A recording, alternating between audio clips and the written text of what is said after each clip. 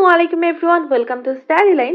আজকে আমি most requested একটি টপিকস নিয়ে কথা বলবো, সেটা হলো ডক্টরের সঙ্গে আপনারা কিভাবে ইংরেজিতে কথোপকথন চালিয়ে যেতে পারেন।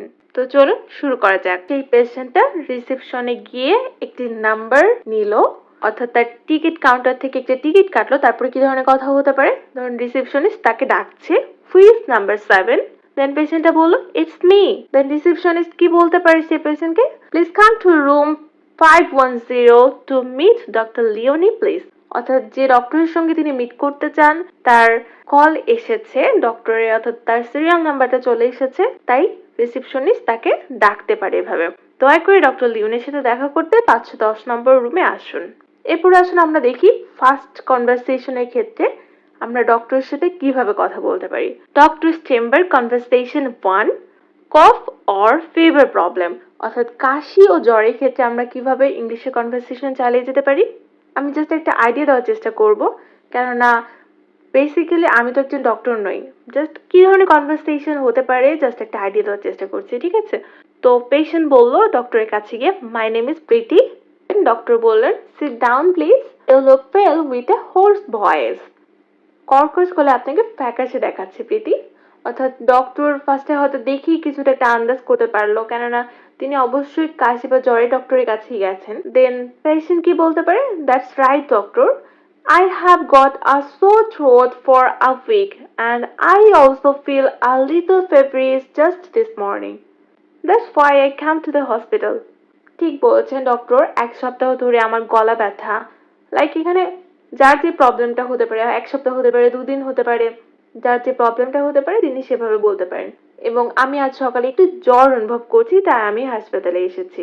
That's right doctor, I have got a sore throat for a week and I also feel a little feverish just this morning. That's why I came to the hospital. তখন ডক্টর কি বলতে পারে? Okay, I see. First, I will have your temperature taken. প্রথমে আমি আপনার তাপমাত্রা মাপবো। অবশ্যই doctor ফার্স্টে তার টেম্পারেচারটা মাপবে, জ্বরটা মাপবে, ঠিক আছে? Your temperature is normal now. Suppose সেই ব্যক্তির টেম্পারেচারটা ঠিক আছে বর্তমানে। By the way, have you got a dry and scratchy throat recently? আপনার তাপমাত্রা এখন স্বাভাবিক? যাই হোক, আপনার কি এখন শুষ্ক এবং চুলকায় এমন গলা আছে? অর্থাৎ শুষ্কের ইংলিশ হচ্ছে ড্রাই, অ্যান্ড স্ক্র্যাচি থ্রট বলতে আমরা চুলকাচ্ছে যে গলাটা, এই ধরনের গলাকে বুঝবো। দেন পেশেন্টে কি বলতে পারে? দ্যাটস এক্স্যাক্টলি মাই সিচুয়েশন নাও। এখন আমার অবস্থা ঠিক তাই।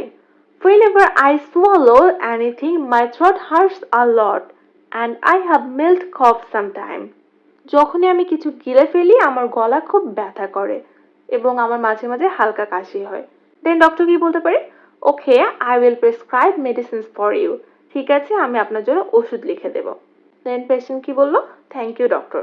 তো এই ছিল আমাদের আজকের first conversation with doctor, and আমরা কি করে ফার্স্ট নিউ একটা হসপিটালে গিয়ে কনভারসেশন করতে পারি ইংলিশে, অ্যান্ড রিসেপশনিস্টের সঙ্গে কি ধরনের ছোট একটা কনভারসেশন হতে পারে সেটা আমি জাস্ট দিয়ে দিয়েছি। তো আজকে এই পর্যন্তই, এর পরের কনভারসেশনটা আমি পরের ভিডিওতে দিয়ে দেবো।